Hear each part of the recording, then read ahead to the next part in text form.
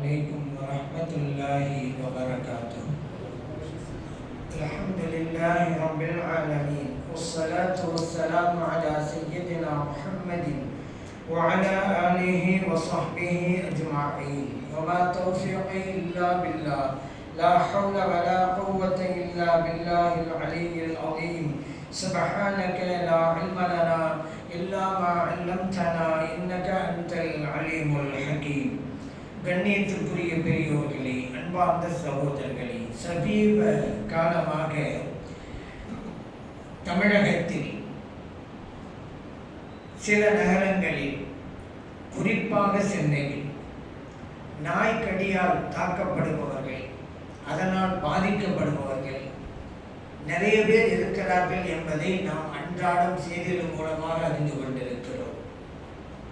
திருநாய்களால் கடிக்கப்பட்டு உயிர்களை கூட இழக்கின்ற ஒரு சூழ்நிலை ஏற்படுகிறது. அதையும் நாம் அறிந்து கொண்டுதான் இருக்கிறோம்.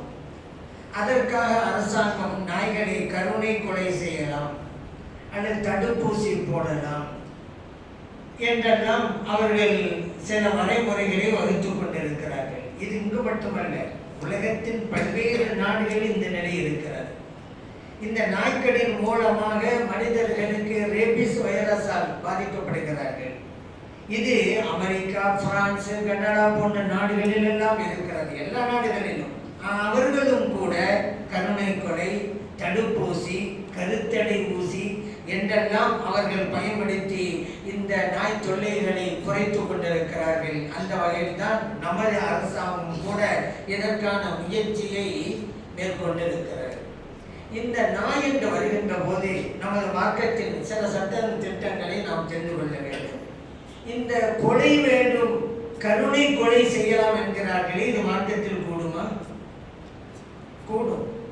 நபி ஸல்லல்லாஹு அலைஹி வஸல்லம் அவர்கள் அனுமதி கொடுத்திருக்கிறார்கள். கல்புர் அரோ என்று சொல்லுவார்கள், வெறி நாய். ஏன்? இந்த ஒரு நாய் பல மனிதர்களுடைய உயிரை பறித்து விடுகிறது. ஆகவே அதை கொல்லலாம் என்று நபி ஸல்லல்லாஹு அலைஹி வஸல்லம் அவர்கள் அனுமதி வழங்கியிருக்கிறார்கள். அதே நேரத்திலே அந்த நாய் நஜீஸான ஒன்றாகும்.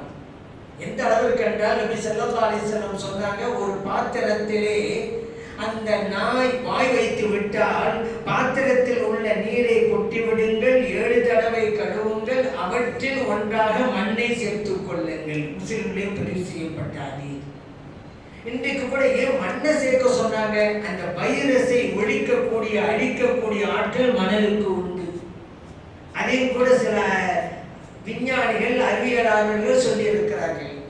நபி ஸல்லல்லாஹு அலைஹி வஸல்லம் அவர்கள் ஒன்றை சொன்னா அதுக்கு காரணம் இருக்கும் அல்லவா? காரணம் இல்லாமல் எதுவுமே சொல்ல மாட்டாங்களே. 7 தடவைகள் 7 தடவைகள் கட்டாயம் கழுவி ஆக வேண்டும். ஷாஃபி மதஹபிலே, ஹனஃபி மதஹபிலே 3 தடவைகள் கழுவினா போதும். அதற்கு பிறகு மேலும் 4 தடவைகள் அது நன்மைகளை பெற்றுத்தரும், அதிகமான நன்மைகள் கிடைக்கும். ஆனால் சுத்தம் என்பது 3 தடவைகளிலேயே கிடைத்துவிடும். இப்படி ஒரு சட்டம் நமக்கு இருப்பதால் தான் இஸ்லாம் அல்லாத வேறு சமூகத்துடைய வீட்டிற்கு நாம் சென்றால் அவர்களுடைய பாத்திரத்தில் நாம் உண்ணாமல் இருப்பது நல்லது. மக்ரூஹ் என்ற மார்க்கத்தில் சொல்வார்கள், வெறுக்கத்தக்கது. வெறுக்கத்தக்கது என்றாலே தவிர்த்து கொள்ள வேண்டும். காரணம், இந்த சட்டம் நமக்கு தெரியும், அந்த மக்களுக்கு தெரியாது. அவன் வீட்டு பானைகளை எல்லாம் கழுவுறதுக்கெல்லாம் வெளியே தூக்கி போடுவாங்க. அங்கெல்லாம் நாய் வரும், வாயை வைக்கும், போகும். இது ஒரு நஜீஸ். இதை 7 தடவை கழுவணும் அல்ல 3 தடவை கழுவணும், நமக்கு இது தெரியாது. ஆகவேதான் நாம் தவிர்த்து கொள்ள வேண்டும். அப்ப இலையில சாப்பாடு போட்டா சாப்பிடலாமா அப்படின்னு ஒரு ஆள் கேட்டாரு. அவன் இலையில போட்டா அது பிரச்சனை, இலப்ப பிரச்சனை இல்லை. அவங்க சமைச்சிருப்பாங்க இல்ல சட்டிமான, அந்த பானைக்கு என்ன செய்யறது? இலையில சமைச்சிருப்பாங்க. அதனால தவிர்த்த கன்ஃபார்மா தெரிஞ்சா கூடாது. நஜீஸ் நமக்கு ஒரு சந்தேகம் தான், இப்படியும் இருக்கலாம். ஆகவேதான் மக்ரூஹ், வெறுக்கத்தக்கது என்கிற சட்டம் வந்திருக்கிறது. அந்த நாய் நஜீஸ் என்பதால் அதை நாம் விற்பதும் கூடாது, வாங்குவதும் கூடாது. நபி ஸல்லல்லாஹு அலைஹி வஸல்லம் தடுத்து இருக்கிறாங்க. இது புகாரிலே பதிவு செய்யப்பட்டிருக்கிறது. நாய் விற்ற காசு கூடாது என்று இருக்கிறார்கள்.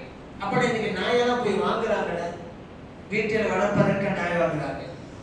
நபி ஸல்லல்லாஹு அலைஹி வஸல்லம் சொன்னாங்க, எந்த வீட்டிலே நாய் இருக்கிறதோ, எந்த வீட்டிலே வணங்குவதற்குண்டான உருவப்படம் இருக்கிறதோ, அந்த வீட்டிலே மலக்குமார்கள் வருகை தர மாட்டார்கள். முஸ்லிம்களே புகாரில் எல்லாம் பதிவு செய்யப்பட்டிருக்கு. அதனால தான் நபி ஸல்லல்லாஹு அலைஹி வஸல்லம் அவர்கள் ஒரு சமயம் ஆயிஷா சித்திகா ரலியல்லாஹு அன்ஹா அவங்க சொன்னாங்க, ஜிப்ரீல் அலைஹிஸ்ஸலாம் அவர்கள் இந்த நேரம் வருவார்கள் என்று வாக்குறுதி வழங்கினார்கள். அவர்கள் எதிர்பார்த்து நான் அமர்ந்திருக்கிறேன், அவர்கள் வருகை தரவே இல்லையே என்று சொல்லி கொண்டிருந்த போது கேட்டாங்க, ஆயிஷாவே அங்க பாருங்கன்னாங்க, அங்க ஏதாவது இருக்குதான்னு. அந்த நேரத்துல தான் ஒரு நாய்க்குட்டி கட்டிலுக்கு கீழே இருந்து போனிச்சு. நபி ஸல்லல்லாஹு அலைஹி வஸல்லம் வீட்டை விட்டு அது வெளியேற்றுங்கன்னாங்க. ஜிப்ரீல் அலைஹிஸ்ஸலாம் அவர்கள் அதனால தான் வரவில்லைன்னு நினைச்சாங்க. ஜிப்ரீல் அலைஹிஸ்ஸலாம் அதுக்கப்புறம் வந்தாங்க, சொன்னாங்க, நீங்க வாக்குறுதி கொடுத்த நேரத்தை வரலையே, உங்களுக்காக நான் வெயிட் பண்ணிக்கிட்டு இருந்தேன். அப்ப ஜிப்ரீல் அலைஹிஸ்ஸலாம் சொன்னாங்க, உள்ளே ஒரு நாய்க்குட்டி இருந்தது, ஆகவே தான் வரவில்லை, இப்போது சென்று விட்டது, நான் உள்ளே வந்தேன் என்றார்கள். புகாரிலே பதிவு செய்யப்பட்ட ஹதீஸ். நாய் உள்ள வீட்டுக்கு மலக்குமார்கள் வருக மாட்டார்கள். மலக்குமார்கள் வருக மாட்டார்கள் என்றால் யார்? ரஹ்மத்துடைய மலக்குமார்கள், அருள் கொண்ட மலக்குமார்கள். அளவே மலக்கு அப்படின்னு அர்த்தம் அல்ல. ஏன் இஸ்ராயேல் வருவார்ல, ஒரு வீட்டுல நாய் இருக்கு, அந்த வீட்டுக்காரருக்கு தவணை காலம் முடிஞ்சு போச்சு, ரூஹா கைப்பற்றுறது இஸ்ராயேல் வருவார்ல, வீட்டுக்குள்ள நாய் இருக்குது, நான் போக மாட்டேன் வெயிட் பண்ணிட்டு பாரு, உள்ள வருவார், ரூஹா கைப்பற்றிடுவாரு. இந்த மலக்குக்கு சொல்லப்படல. ஒவ்வொருவருக்கும் வழக்குமாறு இருக்கிறாங்களே, கிராமன் காத்திட்டு இருக்காங்களே, நல்லது எழுதக்கூடிய வழக்குகள், தீயதை எழுதக்கூடிய வழக்குகள். நீங்க வேண்டாம் நினைக்கலாம், நம்ம செய்யறோம், யாருன்னா பார்க்கலையே, தப்பு பண்ணா என்ன அப்படின்னு நினைக்கலாம். உங்க கூட மலைக்கு பார்க்கிறார், இறைவன் பார்க்க அந்த விஷயம். இறைவனால் படைக்கப்பட்டவர்களும் பார்க்கிறார்கள், நீங்கள் படைக்கப்பட்டவர்கள், வழக்குமாறும் படைக்கப்பட்டவர்கள். அவர்கள் உங்க கூட இருந்து கவனிக்கிறார்கள், நீங்கள் செய்கிற நன்மை எழுதுகிறார்கள், நீங்கள் செய்கிற பாவத்தை எழுதுகிறார்கள். அந்த வழக்கு, நான் வீட்டுக்குள்ள நாய் இருக்க, நம்ம வெளியே உட்காந்துக்கணும்னு பாரு, அவர் வந்துள்ளார் வீட்டுக்குள்ள. அதே போல ஒவ்வொருவருக்கும் பாதுகாப்பு படை என்று இருக்கிறது வழக்குமார்கள். அந்த உங்களுடைய தவணை காலம் வருகின்ற வரைக்கும் யாரும் உங்களை எதுவும் செய்ய முடியாது. ஏன்? ஒவ்வொரு ஆண்டும் பட்ட யானைப்படை, பூனைப்படைன்னு சொன்னாங்க அரசர்களுக்கு. எல்லா மனிதர்களுக்கும் மலக்குகள் படை உண்டு. தவணை காலம் முடிஞ்சிட்டா நமக்கு வேலை இல்லை, டைம் முடிஞ்சு போயிடுவாங்க, இவருடைய ரூஹ் கைப்பற்றப்பட்டுவிடும், ஏதோ ஒரு காரண அடிப்படையில். அந்த மலக்குமார் இருக்கிறாங்க, நமக்கெல்லாம் காவல். அல்லாஹ் குர்ஆன்ல சொல்லி காட்டுறானே, அந்த மலக்குகள் நம்ம கூட தான் இருப்பாங்க.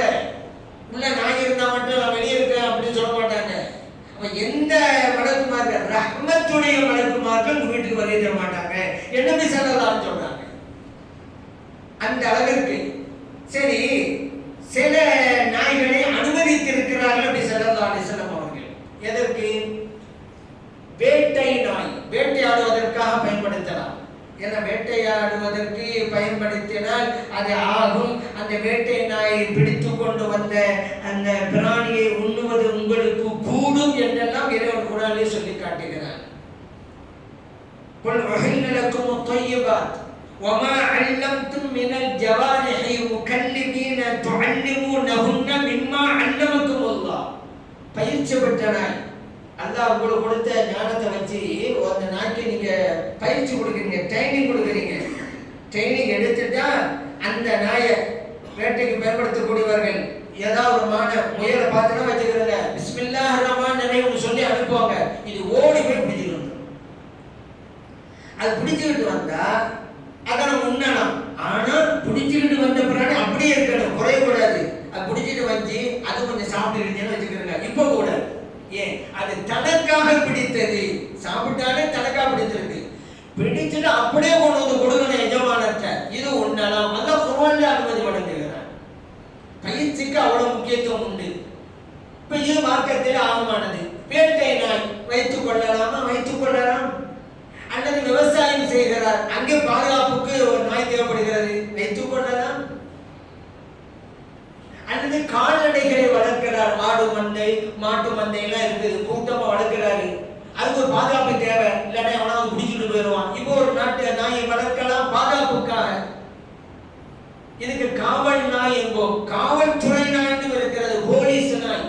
போலீஸில் பயன்படுத்தலாமா? பயன்படுத்தலாம். குற்றவாளிகள் யார் என்பதை கண்டுபிடிப்பதற்கு, அல்லது குண்டில் வைத்திருக்கிறார்களா, பாம்பு வைத்திருக்கிறார்களா என்பதை கண்டுபிடிப்பதற்கு அதை பயன்படுத்துகிறார்கள். இது கூடுமா? இது கூடும்.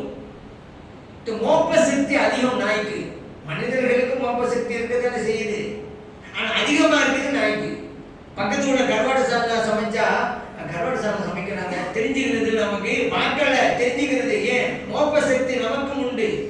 மின்சாரம் கண்டுபிடித்து விடுகிறோம், மோப்ப சக்தி. ஆனா நாய்க்கு அதிகம் உண்டு. எந்த அந்த காலத்துல ரஷ்யாவுல கள்ள நோட்டு எது நல்ல நோட்டு எது என்று பிரித்து பார்ப்பதற்கு கூட நாயை பயன்படுத்தியிருக்கிறார்கள். கரெக்டா கண்டுபிடிச்சிருமா இது கள்ள நோட்டு.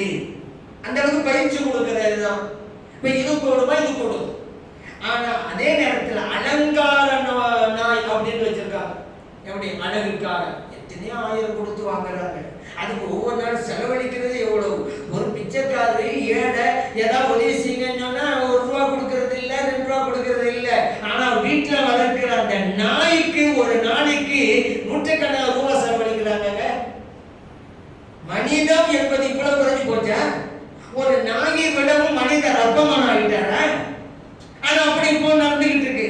அழகுக்காக போட்டு போடுவாங்க. உங்க ஊர்ல அந்த நாயா இருக்குது, எங்க ஊர்ல பாரு இந்த நாய் இருக்குது. பணக்காரர்களால் வந்த விளைவுதான் இது. பொதுவா சொல்லுவாங்க ஏழைக்கு நாய்பட்ட பாடுங்கிறாங்க. நாய்பட்ட பாடுபடுறேன் அப்படிங்கிறாங்க.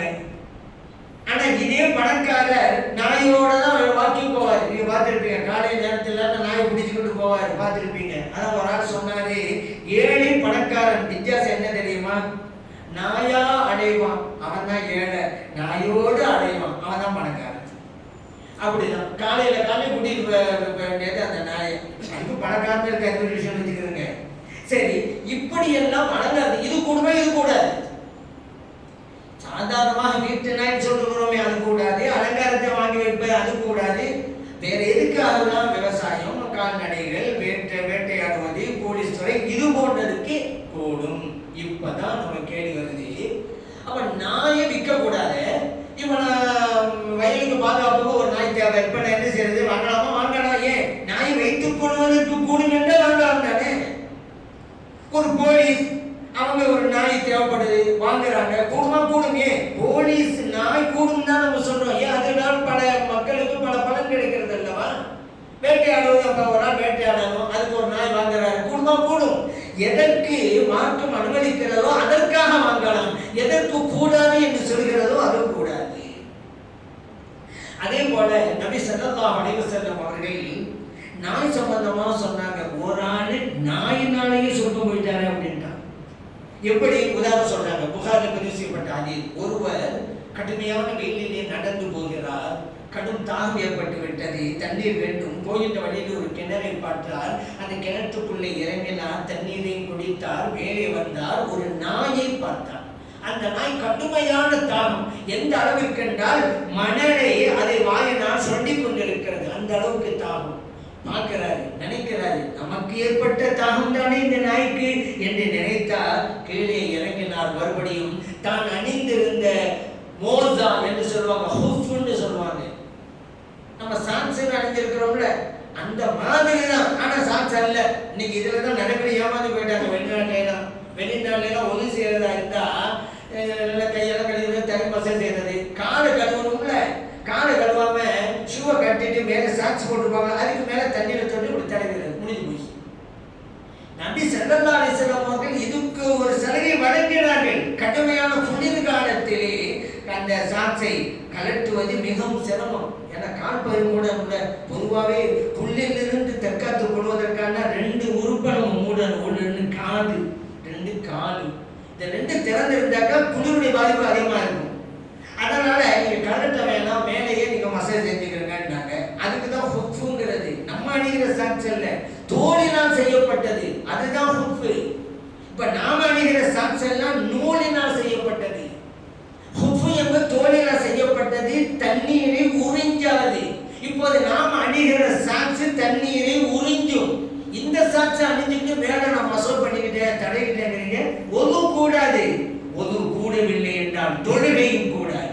இதை பல அப்பாவிகள் நினைக்கும் ஆர்வனார்களை செஞ்சிட்டு இருக்கிறார். இஸ்லாம் எங்கிருந்து புறப்பட்டதோ அங்கே இஸ்லாத்தை முழுமையாக புரியாதவர்கள் இருந்து கொண்டிருக்கிறார்கள். அதனால அது அப்படியே இருக்கட்டும். இப்போ ஹுஃப்னு வருது, அதுக்காக சொல்ல வரேன். ஹுஃப்னா இந்த காலில் அணியிற காலுறை அப்படின்னு சொல்லுவாங்க. நீங்க கேட்கலாம், காலுறையில் எப்படி தண்ணீர் அடிக்கிட்டு வர முடியும்? அந்த சாக்ஸில் தண்ணி அல்லாத கீழே ஊற்றிருமேன்னு நினைக்கலாம். அதான் நான் சொன்னேன். ஹுஃப் என்றால் தோலினால் செய்யப்பட்டது. அதை கலட்டினாரு, தண்ணீர் அள்ளினாரு, மேலே வந்தாரு, அந்த நாய்க்கு கொடுத்தாரு. நபி ஸல்லல்லாஹு அலைஹி வஸல்லம் சொன்னாங்க, ஷக்கரல்லாஹு லஹு, அல்லாஹ் நம்ம தான் அல்லாஹ்வுக்கு சுக்ர் செய்யணும். இந்த நிகழ்ச்சியை சொன்ன நபி ஸல்லல்லாஹு அலைஹி சொல்றாங்க, அல்லாஹ்வுக்கு நன்றி செலுத்தினான், அவரை மன்னித்தான், அவருக்கு சொர்க்கத்தை கொடுத்தான். புகாரிலே பதிவு செய்யப்பட்ட ஹதீஸ். இங்க நீங்க யோசிச்சு பாருங்க, ஒரு செயல் அவரை சொர்க்கத்தை கொண்டு போய் சேர்க்கிறது. அவர் எத்தனை பாவம் செஞ்சிருப்பார்ல? பாவம் செய்யாம மனிதர்கள் இருக்கிறாங்களா? ஏதோ ஒரு வகையில ஒரு பாவம் செஞ்சுதான் இருப்பாரு. ஆனா இந்த ஒரு சின்ன காரியம் அவருடைய பார்வைக்கு தான் சின்ன காரியம், அந்த நாய்க்கு பெரிய காரியம். தனித்த வாய்க்கு தண்ணீர் கிடைக்கிற சாதாரண விஷயமா? அதே விஷயம். ஆனா இவருக்கு ஒரு சின்ன செயல் தான். கீழே இறங்கினாரு, தண்ணீர் இறங்கினாரு, உணவு கொடுத்தாரு.